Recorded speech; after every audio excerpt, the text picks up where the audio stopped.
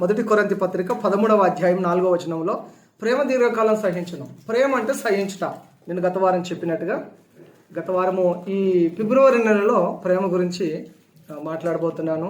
మనము వాక్యాన్ని నేర్చుకోబోతున్నాం అనే విషయాన్ని మేము ముందు ఉంచిన ప్రకారంగా పోయిన వారం ఏం వాక్యం విన్నాము, ఏ అంశం మీద వాక్యం విన్నాము? ప్రేమ అంటే క్షమించుట. ప్రేమ అంటే ఎంతమంది వారంలో క్షమించారు, క్షమాపణ పొందారు?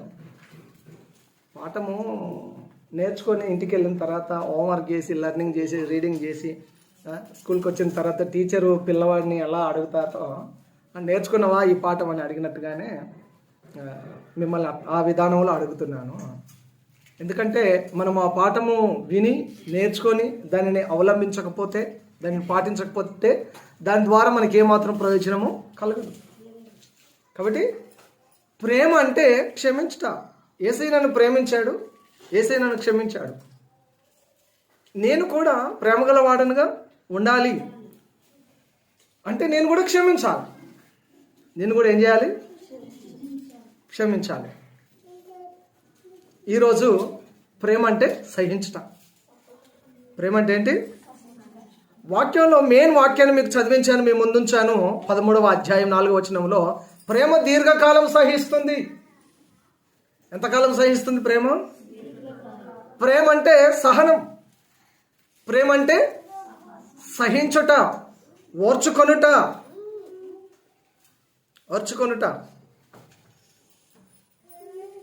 యేసు ప్రభు మొదట మనల్ని ప్రేమించాడు, ఆ తర్వాత మనం ఆయనను ప్రేమిస్తున్నాం.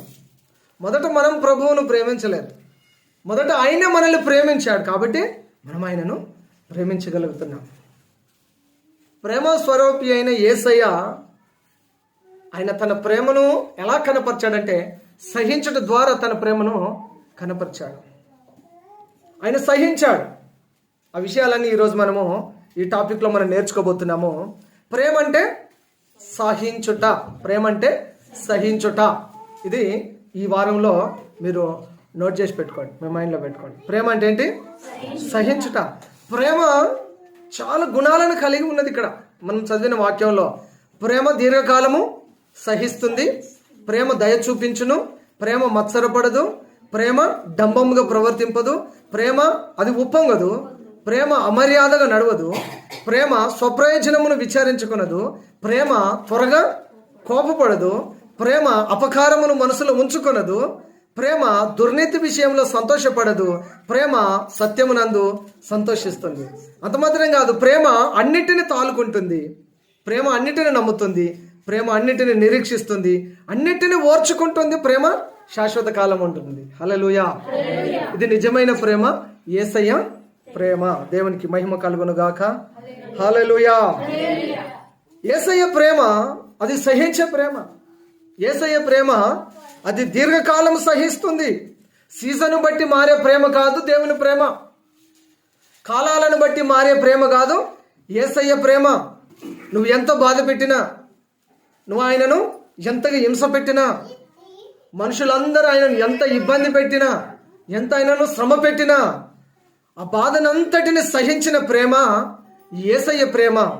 ఈ లోక ప్రేమలతో యేసయ్య ప్రేమను పోల్చలేం.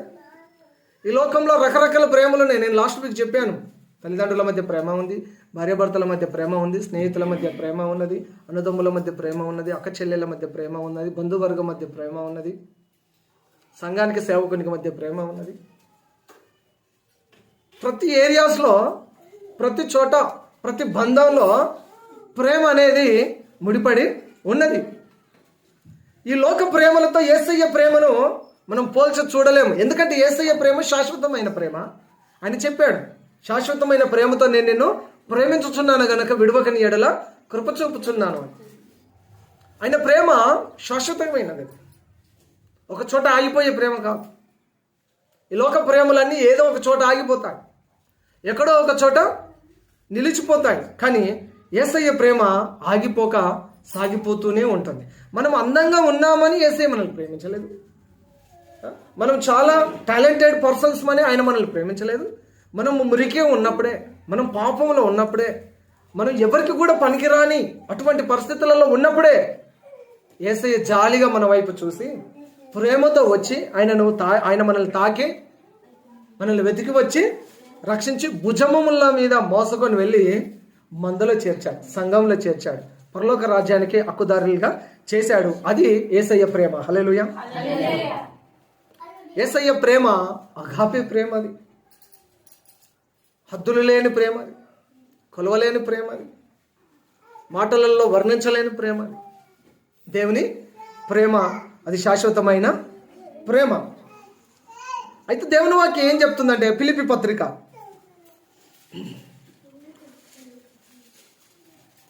యేసయ్య ప్రేమ అగాపే ప్రేమ అని చెప్పాము, యేసయ్య ప్రేమ శాశ్వతమైన ప్రేమ అని చెప్పాము. ఈ లోకంలో ఒక రెండింటి వేరియేషన్ చెప్పి మీరు ఫిలిప్పీ పత్రిక 4:5 చదువుతారు. ఫేక్ లవ్ ఉంది ఈ లోకంలో. ఫేక్ లవ్ అంటే అబద్ధపు ప్రేమ. ఒక నిమిషం అండి. ఫేక్ లవ్, అబద్ధపు ప్రేమ, నకిలీ ప్రేమ, నటించే ప్రేమ. ఈ నకిలీ ప్రేమ, ఈ నటించే ప్రేమలో పడి ప్రజలందరూ ఏమైపోతారంటే తమ జీవితాలను, తమ యవ్వనాన్ని పాడు చేసుకుంటూ ఉన్నారు, పాపానికి అప్పగించుకుంటూ ఉన్నారు. ఇది ఫేక్ లవ్. లోకంలో ఫేక్ లవ్ ఉంది, నకిలీ ప్రేమ ఉన్నది. ప్రేమగా నటించేవారు ఉన్నారు. నీతో అవసరం ఉన్నంత వరకు నీతో ప్రేమగా మసులుకొని ప్రేమగా నటించి అవసరం తీరిన తర్వాత మోసం చేసే ప్రేమ, అది ఫేక్ లవ్ అంటాం. కానీ ట్రూ లవ్ ఉంది, రియల్ లవ్ ఉంది, ఆనెస్ట్ లవ్ ఉంది. నిజంగా ప్రేమించేవారు కూడా ఉన్నారు. నేను ఆ లైన్లో ఒక సంఘటన చెప్పబోతున్నాను. ఆనెస్ట్గా ప్రేమించి, నిజాయితీగా ప్రేమించి, ప్రాణం పెట్టేట్టుగా ప్రేమించే వారు కూడా మనుషులలో ఉన్నారు. కానీ అక్కడక్కడ అరుదుగా కనబడతారు.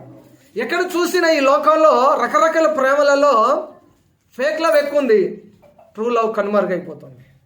రియల్ లవ్ అనేది కనబడతలేదు. అది ఏ బంధంలో చూసినా, ఏ కుటుంబంలో చూసినా, ఎక్కడ చూసినా కూడా ఈ ఫేక్ వరల్డ్లో, ఈ ఫేక్ లవ్తో ప్రజలు నటిస్తూ నటన జీవితాన్ని జీవిస్తున్న ఈ కాలంలో క్రైస్తవులు మనము క్రీస్తు ప్రేమను మనము చూపించాలి, క్రీస్తు ప్రేమను మనము ప్రదర్శించాలి. హల్లెలూయా. ఇప్పుడు చదవండి ఫిలిప్పీ 4:5. మీ సహనము సకల జనులకు తెలియబడని ఇడు. చాలండి. మన సహనమును ప్రజలకంతా మనము కనబడేటట్టుగా చేయాలి. Show your patience. నీ సహనాన్ని కనపరచు, నీ సహనాన్ని కనబడనీయు. నువ్వు ఎంత సహిస్తావో, నీకెంత సహనం ఉందో నీ తోటి విశ్వాసులు చూడాలి. నీకెంత సహనం ఉందో నీ కుటుంబస్తులు చూడాలి. నీకెంత సహనం ఉందో నీ ఇరుగు పొరుగు వారు చూడాలి. Show your patience. నీ సహనాన్ని కనపరచు. క్రైస్తవులకు సహనం ఎక్కువ అంటారు, అవునా కాదండి? క్రైస్తవులకు సహనం ఎక్కువ అని అంటుంటారు, నిజమేనా? అందరికి గంపలేసి చెప్పకండి, మీది చెప్పండి. మీకు సహనం ఎక్కువనా? ప్రతిదానికి అరుస్తారా? మీకు సహనం ఎక్కువనా? ప్రతిదానికి చేయి చేసుకుంటారా? మీకు సహనం ఎక్కువనా? కాముగా సైలెంట్గా ఉంటారా? సహిస్తున్నాం అంటే దాని అర్థమైంది, నీకు సహనం ఉన్నదంటే అర్థమేంటి? మోస్ట్లీ ఎక్కువ శాతం సైలెంట్గా ఉంటారు. నోరు తెరిస్తే గొడవలే. మరి సహనం ఎక్కడుందండి అమ్మా? చెప్పండి, సహనం ఎక్కడుంది? నీ సహనాన్ని కనపరచు, సకల జనులకు తెలియబడనియండి మీ సహనాన్ని అని వాక్యం చెప్తుంది. Show your patience. కనబడాలి, సహనము కనబడాలి.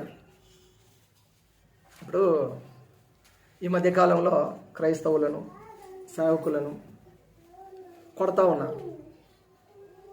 క్రైస్తవులను, సేవకులను కొడతా ఉన్నారు, దుర్భాషలు ఆడుతూ ఉన్నారు. అరే సైలెంట్గా భరిస్తూ ఉన్నారు, తిడుతూ ఓర్చుకుంటున్నారు, కొడితే సహిస్తున్నారు, ఓర్చుకుంటున్నారు. ఎక్కడి నుండి వచ్చింది ఇదంటే యేసయ్య దగ్గర నుండి వచ్చింది. ఈ సహనం ఎక్కడి నుండి వచ్చింది? యేసయ్య దగ్గర నుండి వచ్చింది. యేసయ్య యేసయ్య ఓర్చుకున్నాడు, యేసయ్య భరించాడు. అదే మనసు మనం కలిగి ఉన్నప్పుడు మనం కూడా సహించగలుగుతాం, మనం కూడా ఓర్చుకోగలుగుతాం. ఈ ఓర్పును, ఈ సహనమును మనం నేర్చుకోవాలి, దీనిని అవలంబించాలి, దీనిని పాటించాలి. ప్రతిదానికి చేయెత్తడం, కాలెత్తడం, నోరెత్తడమే సమాధానం కాదు. సైలెంట్గా ఉండడం కూడా సమాధానము ఇవ్వచ్చు. సైలెంట్గా ఉండి కూడా ఓర్చుకొని సహించి కూడా నీ సమాధానాన్ని నువ్వేంటో చూపించవచ్చు. ఒకటి తెలుసా అండి, మాటకు మాట ఇచ్చేవాడి కంటే కూడా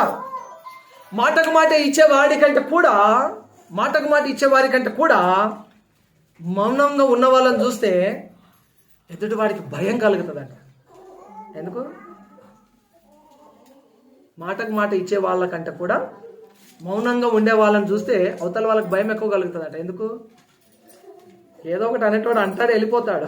సైలెంట్గా ఉన్న వాళ్ళను అసలు వీడి ప్లాన్ ఏంటి, ఏం చేయబోతున్నాడు నన్ను, అసలు నాకు వ్యతిరేకంగా ఏదో చేస్తున్నాడు, వీడు సైలెంట్గా ఉన్నాడు, నేను ఇంత అన్న కూడా సైలెంట్గా ఉన్నాడు, వీడు ఏదో చేస్తున్నాడు, ఏదో చేస్తాడు, తప్పకుండా ఏదో చేస్తాడు. నువ్వు క్రైస్తవురాలు అయితే నువ్వు ప్రార్థన చేసి దేవునికి చెప్తావు, లేదా ప్లాన్ వేస్తావు, దేవుడిచ్చిన ఆలోచనను అనుసరించి అవలంబిస్తావు, తప్పకుండా ఎదుటి వారికి సరైన సమయంలో సమాధానం కూడా చెప్తావు. కాబట్టి సహించడం నేర్చుకోవాలి. ప్రేమ అంటే ఏంటి?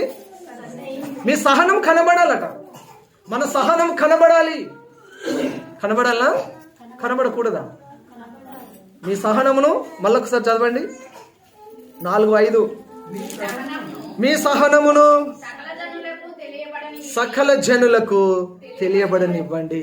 మీ సహనము ఫుట్నోట్ల కింద రాయబడింది. మీ స్మూత్నెస్ ఏమండి, ఫుట్నోట్ మీ మృదుత్వాన్ని తెలియచేయండి. మీ భక్తి జీవితాన్ని తెలియచేయండి. మీ ప్రార్థన జీవితాన్ని తెలియచేయండి. మీరు ఎంత మృదువైన వారో, ఎంత సెన్సిటివ్ పర్సనో తెలియచేయండి. మీరు ఎవరికి హాని తలపెట్టకుండా ఎలా బ్రతుకుతారో ఇది అంతా మీ షోప్ చేయాలి. దీన్ని ఏం చేయాలి? మీ సహనాన్ని షోప్ చేయాలి, చూపెట్టాలి, కనబడనివ్వాలి. మనం చూపించవాలి దానిని. బైబిల్ చూపమని చెప్పిన ప్రతి దాన్ని మనం చూపించాలి. మీ సహనమును షో చేయి, కనబడనిమ్ము, సహనమును చూపెట్టాలి. ఎప్పుడెప్పుడు సహనం చూపాలి చెప్తారా? ఎప్పుడెప్పుడు సహనం చూపాలి చెప్పండి. ఇది మీ టైం, ఒక 1 minute. ఎప్పుడెప్పుడు మనం సహనం చూపాలి? ఏ సందర్భాలలో సహనాన్ని చూపించాలి? మీకు తెలిసింది చెప్పండి. బైబిల్లోకేం చెప్పాలని ఏం లేదా? సహనం చూపించాలి.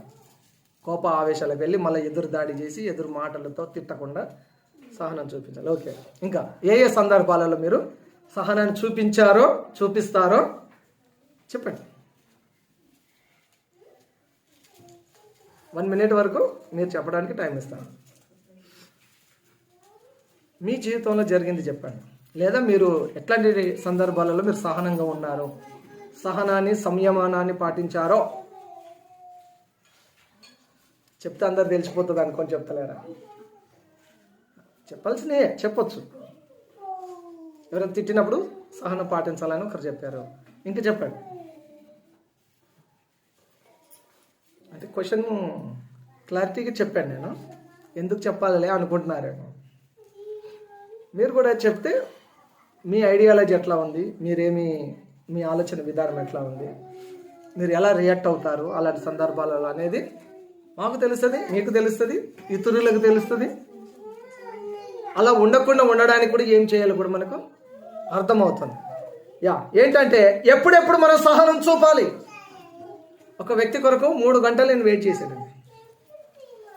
3 hours కూర్చొని ఉన్నాను అక్కడే, ఆ చైర్ మీద కూర్చొని. మీరు ఇక్కడ ఉండండి అని చెప్పి నన్ను అక్కడ కూర్చోబెట్టి వెళ్ళాను.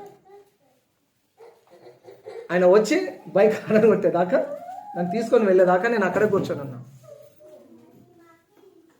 మీరు ఒక టీ తాగుతారా, ఏమన్నా తింటారా, తినండి అంటే నాకు టీ కాఫీ అలవాటు కాబట్టి ఎక్కువ శాతం ఒక కాఫీ తాగి ఒక వాటర్ బాటిల్ తీసుకొని ఈ 3 hours వాటర్ తాగి ఆ కాఫీ తాగి కూర్చొని వచ్చిన తర్వాత మీకు ఇంత సహనమా అన్నాడు. తప్పదు, సహనాన్ని చూపించాలి. ట్రైన్ కొరకు రాత్రి 8 గంటల నుండి 12 గంటల వరకు వెయిట్ చేశాను. కూర్చోడానికి ప్లేస్ లేదు, ఇటు నిలబడి ఇక్కడ ప్లాట్ఫామే అసలు ఖాళీ లేదు, ఖాళీ ఉన్న ప్లేస్ బాగలేదు. 3-4 hours 4-5 hours వెయిట్ చేశాను. అంటే అఫ్కోర్స్ ఇంతకంటే ఎక్కువ గంటలు కూడా వెయిట్ చేసేవాళ్ళు ఉన్నారు. ఈరోజు ట్రైన్ మిస్ అయితే మళ్ళీ రేపు నైట్ ట్రైన్ వరకు కూడా వెయిట్ చేసేవారు. 24 hours 2 days 3 days కూడా రైల్వే స్టేషన్లో ఏదో తిని బ్రతికి వెయిటింగ్ చేసే వాళ్ళు కూడా ఉన్నారు. అఫ్కోర్స్ దాని గురించి చెప్పలేదు, అది వాళ్ళ టైం టేబుల్ తెలియకుండా ఏదో మొత్తం మీద ఓర్చుకోవాలి. ఏ సందర్భాలలో ఎప్పుడెప్పుడు ఓర్చుకోవాలంటే నేను చెప్పిన ఈ రకమైన ఓర్చుకోవడం మీరు ఎన్నో ఓర్చుకొని ఉంటారు. అసలైన ఓర్చుకోవడం ఏంటో కొన్ని విషయాలు చెప్పనివ్వండి. దేవుడు నిన్ను ఓర్చుకో అని చెప్పిన ప్రతి దాని విషయంలో ఓర్చుకోవాలి, లేదా సహనం చూపించాలి.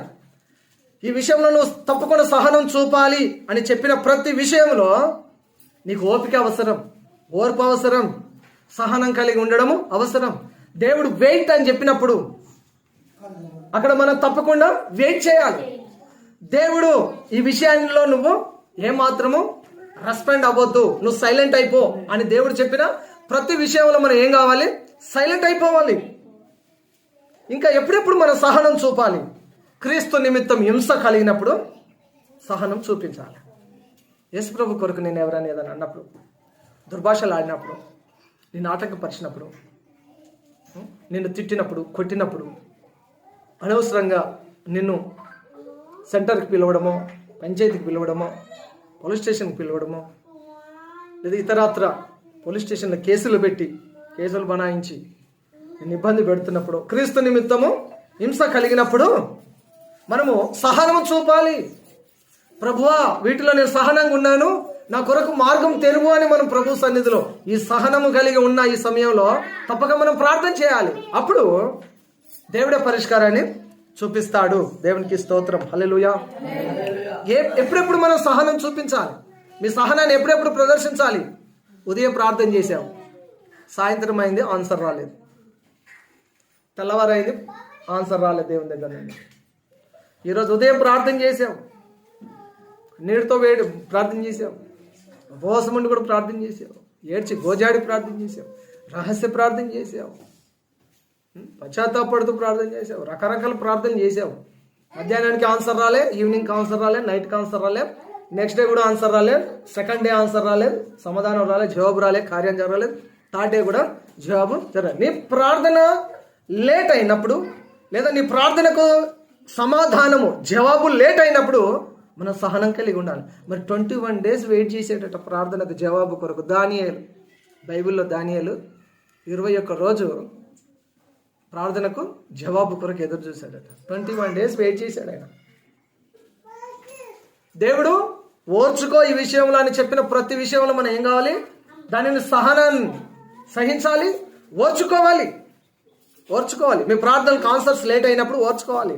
మీకు రావాల్సిన దీవెనలు కావచ్చు, మీకు కావలసిన బెనిఫిట్స్ లేట్ అయినప్పుడు ఓర్చుకోవాలి. ఏం చేయాలి? ఓర్చుకోవాలి. కొన్నిసార్లు మనకు రావాల్సినవి ఇవ్వవలసిన వారు ఆల్రెడీ ఇచ్చేస్తారు, మధ్యలో ఎక్కడో స్ట్రక్ అయిపోతాయి. అర్థమైందండి? ఇది మీకు రిలేటెడే. ఎగ్జాంపుల్, మీ జీతం, లేదా మీ పని చేసిన డబ్బు, మీ బిజినెస్లో డబ్బు, మీకు రావాల్సిన డబ్బు ఆల్రెడీ ఎవరైతే ఇవ్వాలో ముఖ్యమైన వ్యక్తి ఆయన ఇచ్చేసాడు. మధ్యలో ఎక్కడో చోట ఆగిపోయాయి, బ్యాంకులో ఆగిపోయాయో, లేదా మీడియేటర్ దగ్గర ఆగిపోయాయో, లేదా కాంట్రాక్టర్ దగ్గర ఆగిపోయాయో, లేదా మీకు పని ఇచ్చిన ఆయన దగ్గర ఎక్కడో ఆగిపోయాయి. మీకేమో చాలా అర్జెంట్. ఈలోపు వరుసగా సెకండ్ సాటర్డే వచ్చింది, సండే వచ్చింది, మండే హాలిడే వచ్చింది, ట్యూస్డే హాలిడే వచ్చేసింది, తర్వాత ఒక 4 రోజులు బ్యాంక్ హాలిడేస్ వచ్చేసాయి అనుకో. ఆల్రెడీ ఆయన దగ్గరికి నుంచి డబ్బు వెళ్ళిపోయింది, మీ దగ్గరికి రాలే. నీకు రావాల్సిన బెనిఫిట్స్ ఆలస్యం అయినప్పుడు, లేట్ అయినప్పుడు తొందరపడద్దు. తొందరపాటు వలన వచ్చేవి కూడా రాకుండా పోతాయి, తెలుసా? తొందరపడి వీళ్ళని తిట్టి, వాళ్ళని తిట్టి, ఆయనని తిట్టి, ఈయనని తిట్టి ఏం చేస్తాం? తొందరపాటు వల్ల పొరపాట్లు ఎక్కువ జరుగుతాయి. తొందరపాటు వల్ల ఏం జరుగుతుంది? మీ జీవితంలో ఎవరి జీవితాలు జరుగుతాయి ఆ పొరపాట్లు? తొందరపాటు వల్ల ఫోన్ పగలగొట్టి ఉంటారు, తొందరపాటు వల్ల టీవీ రిమోట్ పగలగొట్టి ఉంటారు, తొందరపాటు వల్ల చైరు విరగొట్టి ఉంటారు. ఇంట్లో వస్తువులు చెప్తున్నాను. తొందరపాటు వల్ల బుగ్గ వాసిపోయేటట్టుగా మీ పిల్లల్ని కొట్టి ఉంటారు. తొందరపాటు వల్ల మీ భార్యను పళ్ళు రాలిపోయేటట్టు కొట్టి ఉంటారు. మేబీ తొందరపాటు వల్ల పసిపిల్లల మీద తీస్తారు. భర్తను ఏమనలేక చిన్న పసిపిల్లలు ఉంటారు కదా, వాళ్ళ మీద వాళ్ళ కోపం తీస్తారు. పసిపిల్లలను తీసి బండకేసి కొడతారు, లేదా గోడకేసి కొడతారు, నేలకేసి కొడతారు. ఏమంటారు దీన్ని? తొందరపాటు వల్ల సైకోలుగా మారిపోయి రాక్షసంగా ప్రవర్తిస్తూ ఉంటుంటారు. అందుకనే తొందరపాటు వలన వచ్చేవి కూడా రాకుండా పోతాయి. కాబట్టి సహించుట వలన ఆలస్యమైన ఆశీర్వాదమే వస్తుంది. హల్లెలూయా. తొందరపాటు వల్ల వచ్చేవి రాకుండా పోతాయి. సహించుట వల్ల ఆలస్యమైన ఆశీర్వాదమే వస్తుంది. అద్భుతాలు తప్పక మన జీవితంలో జరుగుతాయి. కాబట్టి సహనం చూపాలి. దేవుడు సహించమని చెప్పిన ప్రతి సందర్భంలో, ప్రతి విషయంలో మనం తప్పకుండా సహనమును చూపించాలి. హల్లెలూయా, హల్లెలూయా. ఎప్పటి వరకు నేను సహించాలి? ఎప్పుడెప్పుడు సహించాలో చెప్పాను కదా. ఎప్పటి వరకు నేను సహించాలి? ఈ ప్రశ్న రాలేదు ఎప్పుడు మీకు? ఈ మోటు మనిషితో ఎంతకాలం ఏగాలి అని ఎప్పుడు అనుకోలేదా? ఈ మాట వినని ఈ పిల్లవాడితో, కుమారునితో ఎంతకాలం ఏగాలి నేను? మాట వినని అమ్మాయితో ఎంతకాలం ఏగాలి? మాట వినని అల్లుడితో, ప్రయోజకుడు కానీ అల్లుడితో ఎంతకాలం ఏగాలి? మా బాధ అర్థం చేసుకొని ఈ మా పై అధికారి, ఈ సూపర్వైజర్తో ఎంతకాలం ఏగాలి? ఇట్లా ఎన్నో సందర్భాలలో అనుకుంటారు. ఎంతకాలం సహించాలి వీళ్ళను? ఎంతకాలం సహించాలమ్మా? మత్తయి సువార్త 24వ అధ్యాయం. మత్తయి సువార్త 24వ అధ్యాయం 12వ వచనం చదువుతారా? త్వరగా తెరవండి. ఎక్స్ప్లెనేషన్ ఎక్కువైపోతే వాక్యం టైం ఎక్కువైపోతుంది, మీకు ఓపిక తగ్గుతుంది. చాలా ఇంట్రెస్ట్ సబ్జెక్టు. అంటే ఒక పాయింట్ మనము నేర్చుకోబోతున్నాము. అక్రమము విస్తరించటం, అనేకుల ప్రేమ చల్లారును, అంతం వరకు సహించిన వాడెవడో వాడే రక్షించబడును. అంతము వరకు సహించాలి. ఎంతకాలం సహించాలి? అంతం వరకు సహించాలి. చివరి వరకు మనం ఏం చేయాలి? సహించాలి. చివరి వరకు మనము సహించాలి. ప్రకటన గ్రంథం 2వ అధ్యాయం 4వ వచనంలో ఒక అద్భుతమైన వాక్యం ఉంది. మీరు చదువుతానంటే తీసి చదవండి. ప్రకటన గ్రంథం 2వ అధ్యాయం 4వ వచనంలో, మొదట నీకుండిన ప్రేమను వదిలిపెట్టావు అంటున్నాడు దేవుడు. అయినను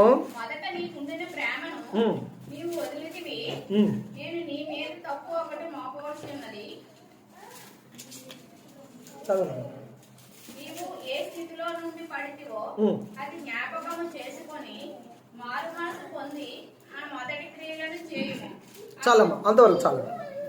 అంతవరకు సహించాలి. ఎంతకాలం సహించాలంటే అంతము వరకు మనము సహించాలి.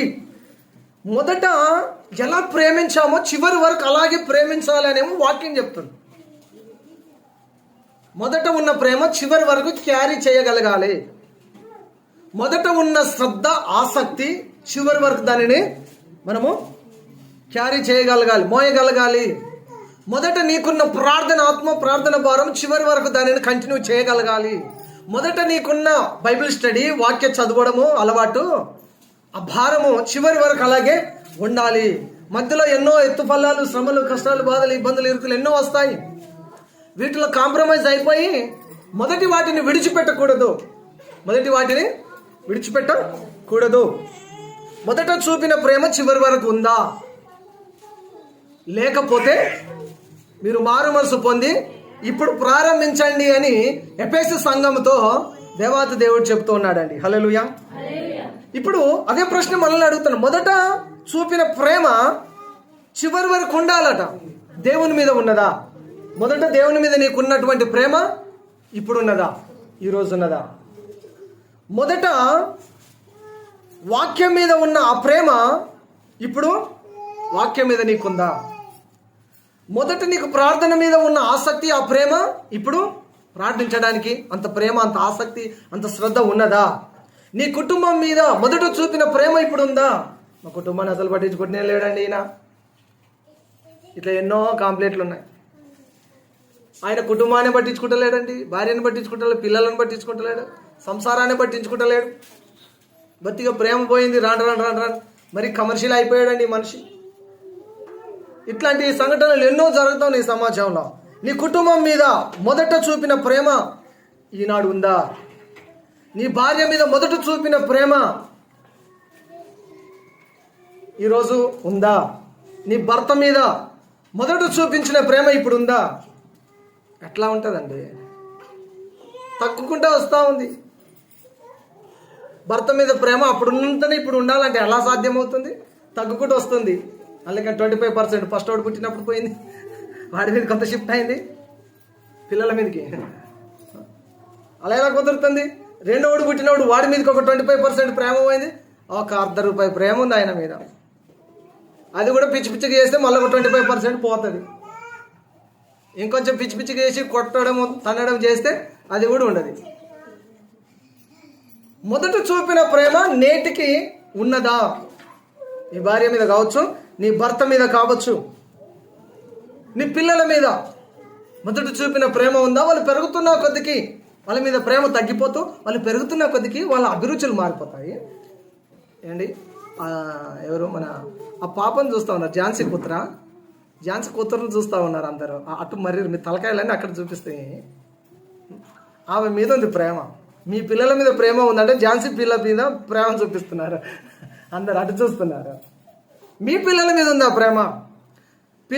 మీ పిల్లలు పెరుగుతున్న కొద్దికి వారి అభిరుచులు మారుతుంటాయమ్మా. మారుతాయేమా? వాడు 5 సంవత్సరాలు ఉన్నాడు, వాడికి ఒకటి ఇష్టము. 10 సంవత్సరాలు వచ్చినప్పుడు అది నచ్చదు వాడికి వేరే వంటకం కావాలి. వాడు 15 సంవత్సరాలు వచ్చినప్పుడు వాడు టోటల్గా వాడి అభిరుచులు మారిపోతాయి, వాడి అలవాట్లు మారిపోతాయి, వాడి వేష భాష వాడి మారిపోతుంటుంటాడు. వాళ్ళు పెరుగుతున్న కొద్దికి వారిలో మార్పులు చేంజెస్ వస్తున్న కొద్ది మీరు వాళ్ళను కొన్నిసార్లు మీకు నచ్చకపోతే ఏం చేస్తారు? అని ద్వేషిస్తూ ఉంటుంటారు. మీ పిల్లల మీద తల్లిగా తండ్రిగా మీ పిల్లల మీద మొదట చూపిన ప్రేమ ఉన్నదా? ఉన్నదా అన్నప్పుడల్లా మీరు ప్రశ్న వేసుకోండి, ఉందా లేదా? ఎక్కడైనా తగ్గిందా? ఎక్కడైనా మనము వారి మీద ప్రేమ పెట్టాలా, శ్రద్ధ చూపించాలా అనే విషయాన్ని జ్ఞాపకం పెట్టుకోండి. అసలు విషయానికి వచ్చే వరకు అసలైన లేచి మెల్లగెళ్ళిపోతుంది. భార్యాభర్తల బంధం చివరి వరకు ఉంటుందంట, తెలుసా అండి? అమ్మా నీరసం వస్తుంది, మీరు ఆసక్తి చూపిస్తలేరు ఈరోజు. మీరు ఆసక్తి చూపించకపోతే నాకు నీరసం వచ్చేస్తుంది. భార్యాభర్తల ప్రేమ చివరి వరకు ఉంటుంది. Yes or no? ఉంటుందా ఉండదా? ఉండదా అన్న వాళ్ళు ఎవరు లేరా ఇక్కడ? ఎందుకు యేసు ప్రభు మొదటి నుండి ప్రాణం పోయేంత వరకు మనల్ని ఏకరీతిగా ప్రేమించాడు. యేసయ్య మనల్ని ఎలా ప్రేమించాడు? మొదట మనల్ని రక్షించుకున్న నాడు ఎలా ప్రేమించాడో మనము జీవించినంత కాలం అదే ప్రేమతో ఆయన మనల్ని ప్రేమిస్తున్నాడు. ప్రాణం పోయేంత వరకు, మన ప్రాణం పోయేంత వరకు, ఆయన మన కొరకు ప్రాణం పెట్టేంత వరకు ఆయన మనల్ని ప్రేమించాడు. భార్యాభర్తల బంధం గురించి కొన్ని విషయాలు చెప్పనివ్వండి. తల్లిదండ్రుల ప్రేమ పెళ్లి కాగానే, ఎగ్జాంపుల్ నా పెళ్లి కాగానే మా తల్లిదండ్రులు సైడ్ అయిపోతారు, ఎందుకంటే భార్య వచ్చేస్తుంది కాబట్టి. ఓకే, పిల్లల ప్రేమ, పిల్లలు పెద్దవారై వాళ్ళకి పెళ్లి చేసినప్పుడు వాళ్ళు మీ నుంచి దూరం అయిపోతారు. మీ అమ్మ నాన్న సపరేట్ అయిపోతారు నీ పెళ్లితో. నీకు పెళ్ళి అయిన తర్వాత మీరిద్దరు ఒక జంట అయిపోతున్నారు. మీ పిల్లలు పెరిగి పెద్దవాళ్ళు అయ్యి వాళ్ళకి పెళ్లి చేసినప్పుడు మీరిద్దరు మిగిలిపోతారు, వాళ్ళు జంపు. నీ కూతురుకి పెళ్లి చేస్తే వాళ్ళిద్దరు జంట వెళ్ళిపోతారు, నీ కుమారునికి పెళ్లి చేస్తే వాళ్ళిద్దరు జంట వెళ్ళిపోతారు. మీతో ఉంటారా ఉండరా, లేకపోతే వేరు కాపురం పెడతారా, లేదా పట్టణంలోనికి వెళ్తారా, సిటీకి వెళ్తారా, ఎక్కడికి వెళ్తారు? మొత్తం మీద ఏం చెప్పాను మిమ్మల్ని, ఏమడిగాను మిమ్మల్ని? భార్యాభర్తల బంధం చివరి దాకా ఉంటుంది అని నేను కూడా అంటున్నాను. మీరేమంటున్నారు? ఉంటుంది అంటున్నారా? ఉంటుంది అనడానికి కొన్ని విషయాలు మేము ముందు ఉంచనివ్వండి. కొంచెం ఎమోషనల్ టచ్ అనుకోండి, దాన్ని ఎలా అని అనుకోండి. బంధువులు ఎప్పుడు వేరైపోతారు తెలుసా? మీతో అవసరం తీరిపోయినప్పుడు వేరైపోతారు. అర్థమైందండి? ఆర్డర్లో చెప్తూ వస్తున్నాను. మన తల్లిదండ్రులు మన పెళ్లితో వెళ్ళిపోతారు, మన పిల్లల పెళ్లితో మనం సపరేట్గా అయిపోతుంటాం. ఇదే సిస్టమ్ నడుస్తూ ఉంటుంది. మరి బంధువులు మీతో అవసరం లేనప్పుడు, వీడితో అవసరం లేదనుకొని వాళ్ళు ఏమైపోతారు? మిమ్మల్ని పక్కన పెట్టేసి వాళ్ళు సైడ్ అయిపోతుంటుంటారు. ఇక్కడ మనం గమనించాల్సింది ఏంటంటే, ముసల్తనం వచ్చినా మరణించేంత వరకు భార్య భర్తలు కలిసి ఉంటారట. ముసల్తనం వచ్చినా మరణం వరకు కలిసి ఉండేది భార్యాభర్తల బంధమే.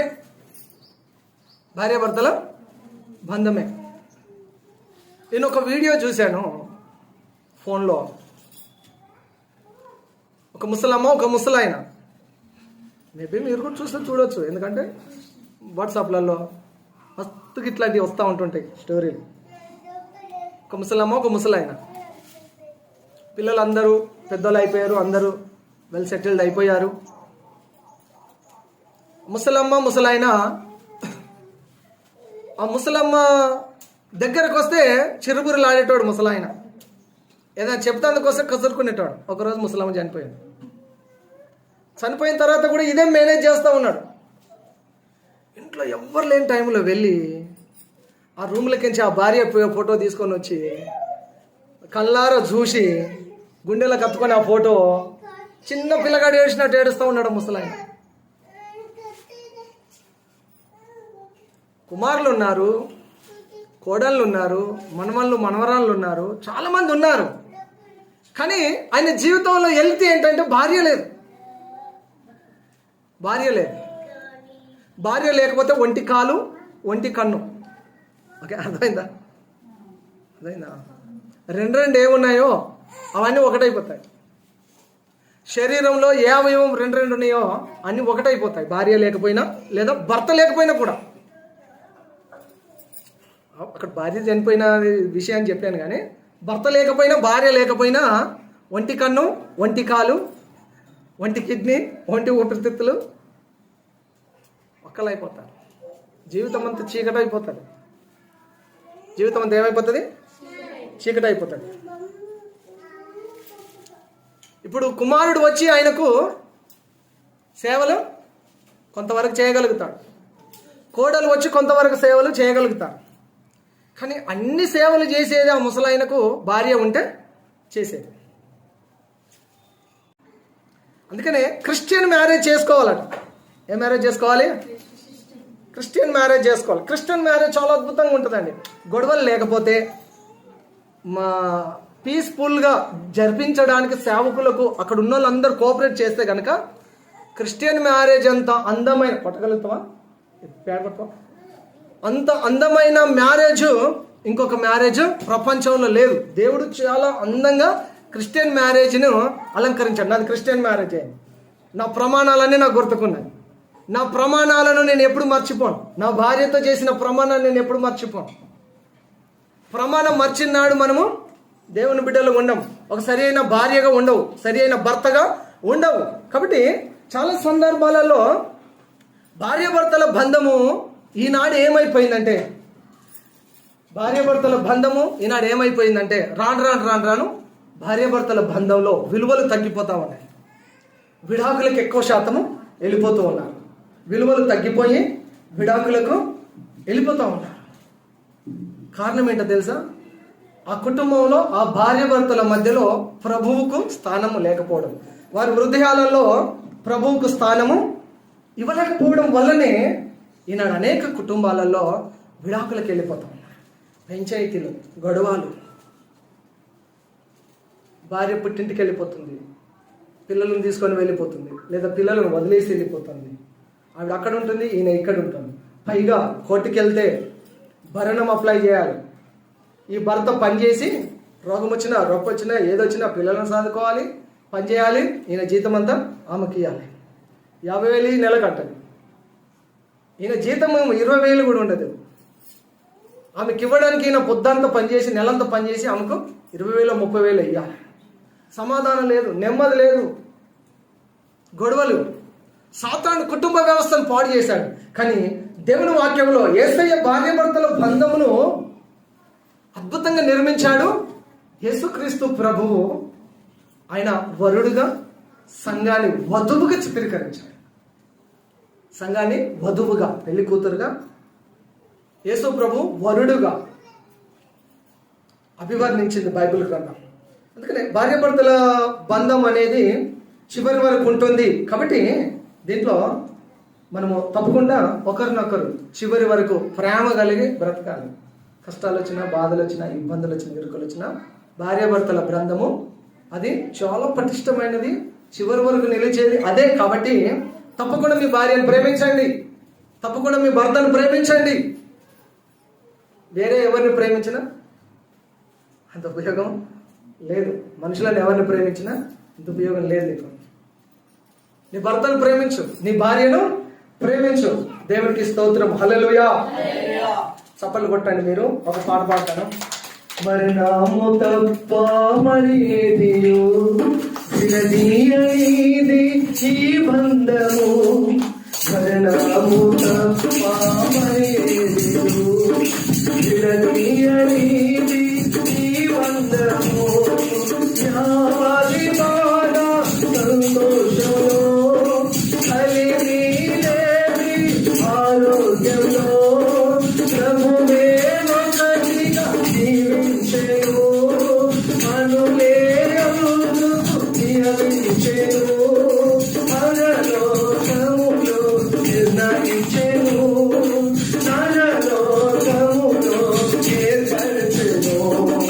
కళ్యాణమే వైభోగమే పరిణయమే మరి పెళ్లి సంబరమే. అందాల వరుడు పరిశుద్ధుడు సర్కాని వధువు కన్యాకు జరిగే పరిశుద్ధ వివాహమే. జరిగే నిరంతర సంతోషమే. జరిగే పరిశుద్ధ వివాహమే. జరిగే నిరంతర సంతోషమే. కళ్యాణమే వైభోగమే పరిణయమే మరి పెళ్లి సంబరమే. ప్రేమను పంచుకునే తోడుకై ఆశను చూసే హృదయములు. ప్రేమను పంచుకునే తోడుకై ఆశను చూసే హృదయములు. దేవుని దీవెనలే కురియగా ఆమని కుసుమములే వినియగా మునిపే నిరిచిన సమయమే. మునిపే ప్రియమైన హృదయమే. ఏర్పరచిన దినమే మన కన్నులకు ఆశ్చర్యమే. కళ్యాణమే వైభోగమే పరిణయమే మరి పెళ్లి సంబరమే. కళ్యాణమే వైభోగమే పరిణయమే మరి పెళ్లి సంబరమే. అందాల వరుడు పరిశుద్ధుడు సర్కాని వధువు కన్యాకు జరిగే పరిశుద్ధ వివాహమే. జరిగే నిరంతర సంతోషమే. జరిగే పరిశుద్ధ వివాహమే. జరిగే నిరంతర సంతోషమే. కళ్యాణమే వైభోగమే పరిణయమే మరి పెళ్లి సంబరమే. కళ్యాణమే పరిణయమే మరి పెళ్లి సంబరమే. హల్లెలూయా హల్లెలూయా. అసలు పెళ్లిలో పాడడానికి ఛాన్స్ దొరకలేదు. ఒక 2 minutes 3 minutesలో అయిపోతుంది. ఎంతమంది క్రైస్తవ పెళ్ళిళ్ళు చేసుకున్నారమ్మా ఒకసారి చెప్తారు మళ్ళీ ఒకసారి. మొన్నే పెళ్ళి అయింది ఈ కొత్త పెళ్లి కూతురే ఆమె. ఇంకా ఓకే ఇక్కడే అద్భుతంగా జరిగింది. తక్కువ మంది క్రిస్టియన్ మ్యారేజ్ చేసుకున్న వాళ్ళు ఇక్కడ ఉన్న వాళ్ళు తక్కువ మంది ఉన్నారు. కానీ మ్యారేజ్లన్నిటిలో బ్యూటిఫుల్ మ్యారేజ్ ఏదైనా ఉందంటే అది క్రిస్టియన్ మ్యారేజ్. Christian marriage. అప్పుడు నా మ్యారేజ్ అప్పుడు ముందు రోజు గొడవ జరిగింది. అసలు నా మొహంలో కలే లేదు అసలు. ఇప్పుడు నా మ్యారేజ్ ఫోటో మీరు చూస్తే నేను కాదంటారు. ఆమెను చూసినా కూడా ఆమె కాదంటారు. ఎందుకంటే ఇప్పుడు లావిపోయాం, పిల్లలం. అప్పుడు నా దగ్గర అంత ఇన్కమ్ లేదు బాగా చేయడానికి. కానీ పిలిచిన సేవకులందరికీ మాత్రం మంచి కానుక పెట్టి పంపించాను. అది నాకు ఆశీర్వాదాన్ని ఇచ్చింది. సేవకుల దేవునే నాకు ఆశీర్వాదాన్ని ఇచ్చింది. నా పక్షాన ప్రార్థన చేసేవారు ఎవరు లేకుండే. ముందు రోజు గొడవ అయింది. ఆ గొడవ కారణం చేత అదే నాలో ఉండిపోయి ఫేస్లో కూడా గ్లో లేదు అసలు. మ్యారేజ్ అది ఆ మూడే లేదు అసలు. దేవుని చిత్తమైతే, దేవుడు నన్ను ఆశీర్వదిస్తే, ఆరోగ్యం ఇస్తే, ఉంటే 25వ సంవత్సరము మ్యారేజ్ యానివర్సరీ ఏదైనా మంచిగా దేవుని మహిమకరంగా ఒకటి చేయాలనే ఒక ఆలోచన మైండ్లో ఉంటుంది. మీతోటి చెప్పాను. ఇది 17-18 సంవత్సరాలు అయింది ఇప్పుడు మా వివాహం అయ్యి. 25 సంవత్సరాలు ఇంకొక 6-7 సంవత్సరాలు ఉంది. అప్పటి వరకు నేను దీవించబడతాను. తప్పకుండా ఏదైనా ఒక అద్భుతమైన ఒక మంచి యానివర్సరీ కార్యక్రమం కూడా ఉంటుంది. మన సంఘాల అందరినీ ఒక చోట క్లబ్ చేసి దేవునికి స్తోత్రం. ఎన్ని విషయాలు మనము విన్నాము అనంటే, నీ ప్రేమ కనబడాలి అని విన్నాము. ఒకటి షో యువర్ పేషెన్స్. రెండవది అంతవరకు సహించాలి. ఎంతవరకు సహించాలంటే, ఈ భూమి మీద చివరికి మిగిలేదు భార్యాభర్తలు మాత్రమే ఒకరినొకరు సహించుకుంటూ ఉంటారు. మా ఇంటికి మా అమ్మను మా నాన్నను పిలిస్తే ఇద్దరు రండి అని చెప్తాను. ఏమని చెప్తాను? ఇద్దరు రావాలని చెప్తాను. మళ్ళీ ఒకళ్ళు వచ్చారు అనుకో, ఏం తిన్నాడో పోవాలి. ఎవరు పెట్టిరో ఎవరు పెట్టలేదు, వాళ్ళు మంచిగానే పెడతారు. వీళ్ళకి ఇంట్లో ఉంటుంది బంధం. అది ఏం చెప్తున్నాను, relationship between wife and husband. ఈ రిలేషన్షిప్ అట్లా ఉంటుంది. మీరు కూడా వెళ్ళిపోయారు అనుకోండి, ఆయన ఏం తింటున్నాడో ఏం తింటలేడో, ఉపవాసం ఉంటుండో ఏమో అనుకొని గబగబ వచ్చేస్తారు తల్లిగారి ఇంటి నుండి. ఈ బంధం అట్లా ఉంది. చివరి వరకు నిలిచే బంధము భార్యాభర్తల బంధము. భూమి మీద ఎన్ని రిలేషన్స్ ఉన్నావని ఏదో ఒక చోట ఆగిపోతాయి, కానీ భార్యాభర్తల బంధం మాత్రం ఎప్పుడు కూడా ఆగిపోదు. నా రమేష్ దేవుని నమ్మక ముందుకు ఆయన తాగి అక్కడే పడిపోయేవాడట. ఈ తాగిపోతాడు తోటి వచ్చింది పోయేదని అని చెప్పేసి ఆయనతో నిండా కడుపుండా తిని ఆయనతో నిండా దుప్పటి కప్పుకొని డోర్ పెట్టుకొని ఆమె బండుకుంటే అయిపోయేది. పిల్లలు చిన్నగా ఉన్నారు, తీసుకొని వెళ్ళి అటు తిరిగి అంత చేసి తీసుకొని వచ్చాడు. ఏ రాత్రి అంటే ఆ రాత్రి వెళ్ళిపోయి భువనగిరి, మాదపూరు, గాంధీ ఎక్కడెక్కడ తిరిగి డాక్టర్లు అందరూ వదిలేసేస్తే దేవుడు ఆయనను పట్టుకున్నాడు. హల్లెలూయా. నా ముందున్న ఒక స్టోరీ చెప్తున్నా. అట్లా ఇట్లా ప్రతి ఒక్కొక్కరి జీవితంలో ఏదో ఒక సంఘటనలో జరిగి ఉంటుంది. మీరు కూడా అట్లా ప్రేమతో చేసి తాగి కక్కింది చేసింది ఊడ్చి చేసి కడిగి నీట్గా చేసి ఎవరు చేస్తారు చెప్పండి? ఎవరు చేస్తారు? కడుపున పుట్టిన బిడ్డ కానీ కొడుకు కానీ వాళ్ళు ఒక లిమిట్ వరకే చేస్తారు. మిగిలినంత చేసేది ఎవరు తెలుసా? ఆ భార్యకు భర్త చేస్తాడు, భర్తగా భార్య చేస్తారు తప్ప ఇంకెవరు చేయాలి. మరి ఇంత బంధం, ఈ బంధంలో ఇంత ప్రేమను ఇంత ఎమోషనల్ పెట్టిన దేవుడు పెట్టాడు కదా. మరి ఈ బంధాలు దేవుని దగ్గరకు వస్తేనే బలపడతాయి. దేవుని దగ్గర రాకపోతే అంతే, అవే గొడవలు, అదే సమస్యలు, ఇవే జరుగుతూ ఉంటుంటాయి. కాబట్టి ఈరోజు లెంత్ అయిపోయింది. 30-35 మినిట్స్లో అయిపోయే వాక్యం 45 మినిట్స్ వచ్చేసింది. 2 మినిట్స్ అని చెప్పాను. ఇందులో ప్రాముఖ్యమైన విషయాన్ని ఏం చెప్పానంటే, మరణము తప్ప ఏది కూడా మనల్ని ఎడబాపదు. ఆ భార్యాభర్తల బంధం గురించి మాట్లాడినప్పుడు మరణం తప్ప ఏది కూడా విడదీయొద్దు.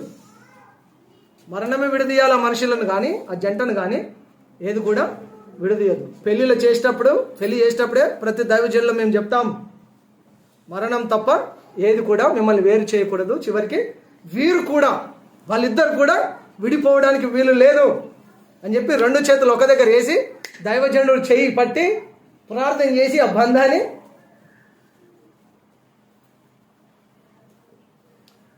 ఆ ముడిని ఆ చేతులను కట్టేస్తాడు దైవజనుడు బంధం బలం కొరకు.